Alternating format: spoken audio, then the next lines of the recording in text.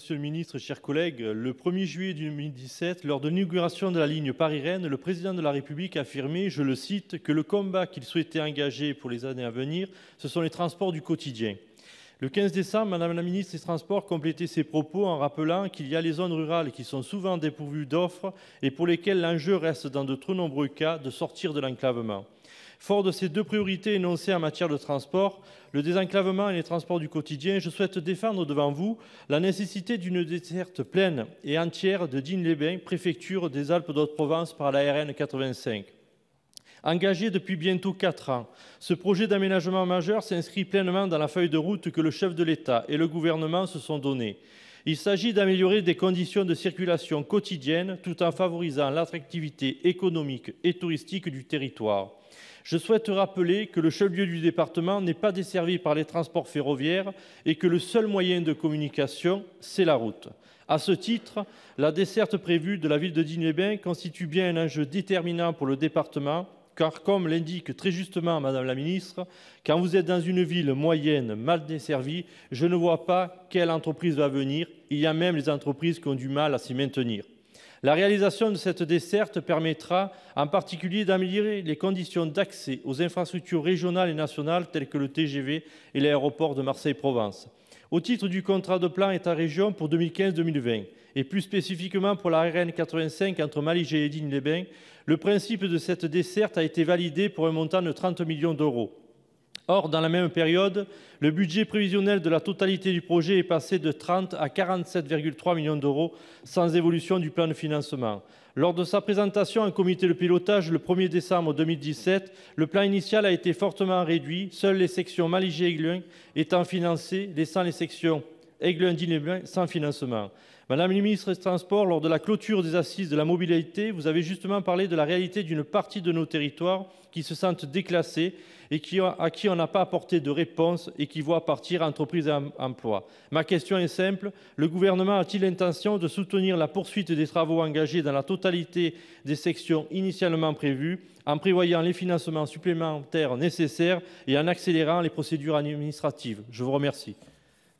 Merci, cher collègue. La parole est à Monsieur Sébastien Lecornu, secrétaire d'État auprès du ministre d'État, ministre de la Transition écologique et solidaire. Merci, Monsieur le Président, Mesdames, Messieurs les sénateurs. Monsieur le sénateur Jean-Yves Roux, permettez-moi là aussi d'excuser l'absence du ministre d'État et de la ministre déléguée en charge des Transports. La modernisation de la desserte de Digne a été inscrite effectivement à l'actuel contrat de plan État-région Provence-Alpes-Côte d'Azur en cohérence avec les recommandations de la Commission Mobilité 21 qui avait souligné la nécessité d'une modernisation de cet axe dont le rôle en matière de désenclavement est incontestable.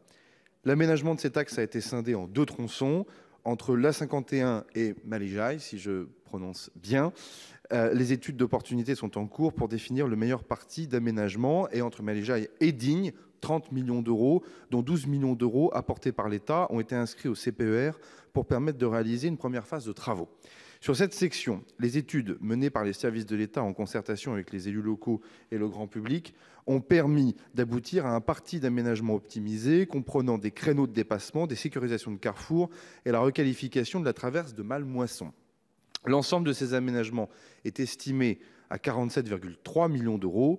Ce parti d'aménagement permettra d'apporter, dans des délais raisonnables, une réelle amélioration aux usagers de cet axe en termes de sécurité routière et de fiabilisation des temps de parcours. En 2018, le projet va entrer dans une phase décisive, monsieur le sénateur, avec l'enquête publique prévue au premier trimestre, puis l'obtention de la déclaration d'utilité publique qui devrait intervenir avant la fin de l'année. Compte tenu des contraintes d'exploitation sous chantier, l'ensemble des travaux sera réalisé en plusieurs phases dans le temps afin de minimiser naturellement la gêne pour les usagers. Ainsi, une priorisation des différents aménagements prévus a été effectuée, permettant d'orienter les premiers travaux vers les sections où le gain de sécurité sera le plus important. Par ailleurs, les travaux de requalification de la traverse de Mallemoisson vont pouvoir être engagés fin 2018 grâce à la programmation de 1,6 million d'euros, témoignant de la volonté de l'État d'aménager rapidement cet axe, malgré une programmation budgétaire annuelle, comme vous le savez, extrêmement contrainte. Comme vous l'évoquez, la ministre Elisabeth Borne a annoncé lors de la clôture des Assises de la mobilité le 13 décembre dernier un plan de désenclavement routier afin de favoriser la mobilité du quotidien. Je peux donc vous confirmer, monsieur le sénateur, que la desserte de Digne par la RN 85 trouvera naturellement sa place dans ce futur programme en faveur du désenclavement. Dans le cadre de l'actuel CPER, le Gouvernement veillera à la priorisation des crédits en faveur de la RN85 dans les prochaines programmations annuelles.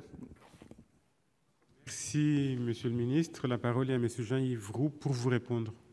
Merci, monsieur le ministre, de ces réponses. Juste pour vous indiquer que c'est essentiel pour notre département, vous l'avez bien compris, et je pense qu'aujourd'hui, par rapport à ce qui avait été prévu, c'était au début des créneaux de dépassement, maintenant qui sont validés, mais au début, c'était une 2 fois 2 voies, et puis